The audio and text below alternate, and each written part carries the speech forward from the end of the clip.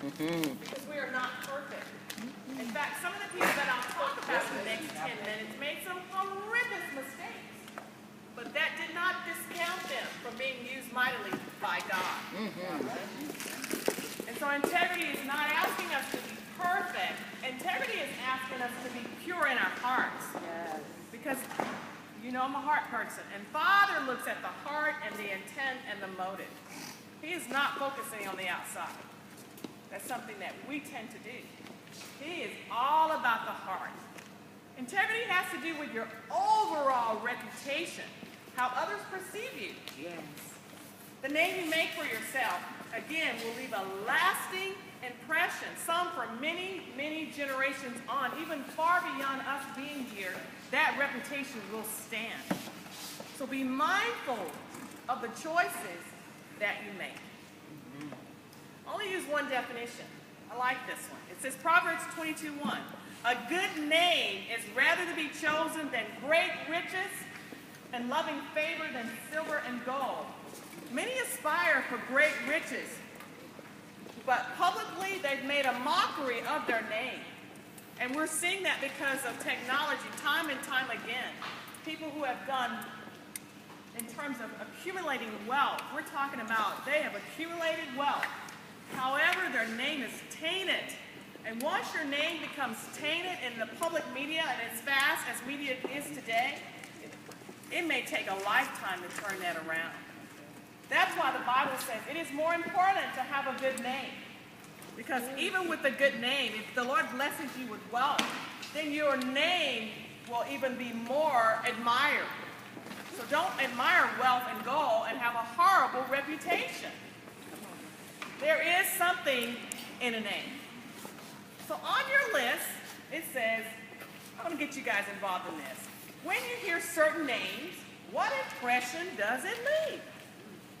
What does it cause you to think? So I'll throw a few names out there.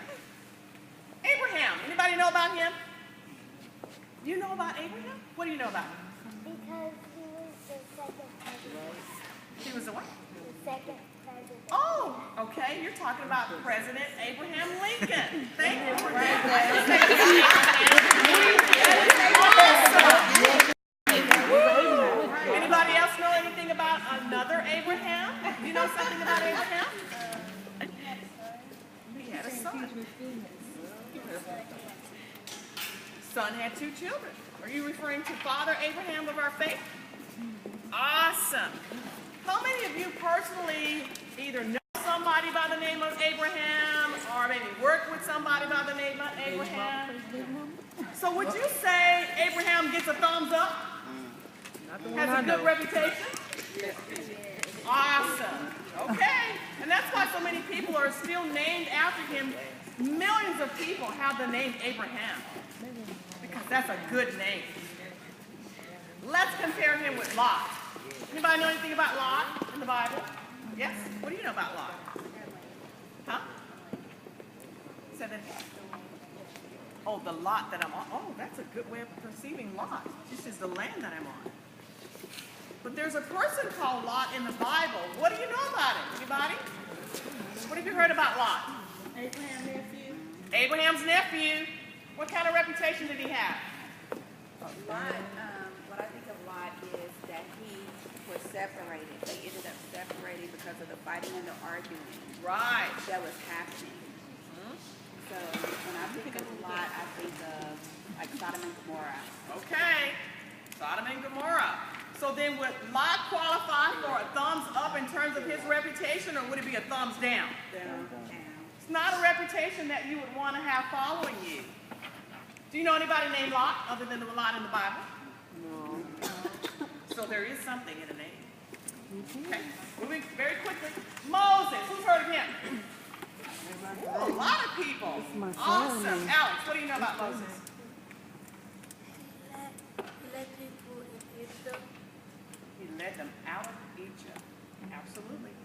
He led a whole nation out of Egypt, to the promised land. Do you know personally anybody named Moses? Have you ever heard of that name Moses before? That's my son. Is that a good name? Your son's name is Moses? Isn't that amazing? So would you say Moses gets gets a thumbs up in terms of his reputation? Yes. I